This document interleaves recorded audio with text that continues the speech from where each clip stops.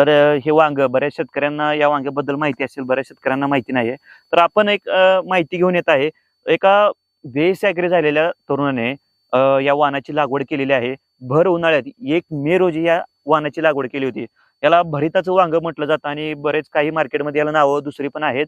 तर 1 मे रोजी लागवड केली. 2 एकरामध्ये हा प्लॉट आहे शेतकरी मित्रांनो आणि 2 एकरामध्ये 36 रोपं बसलेली. ओळीतील अंतर 9 फूट ठेवलेलं आहे आणि रोपातील अंतर 4 फूट ठेवलेलं आहे.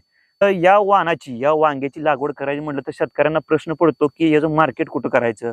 याची विक्री कुठे करायची? तर हा सर्वात मोठा शेतकऱ्यांना प्रश्न आहे. तर कशाप्रकारे त्यांनी या वांग्याची निवड केलेली आहे आणि लागवड केलेली आहे आणि कशाप्रकारे उत्पन्न घेत आहेत, खर्च किती येत आहे आणि रोगराईचा विचार करायचा झाला तर वांग्यात म्हटलं तर आळीचा सगळ्यात जास्त प्रादुर्भाव असतो.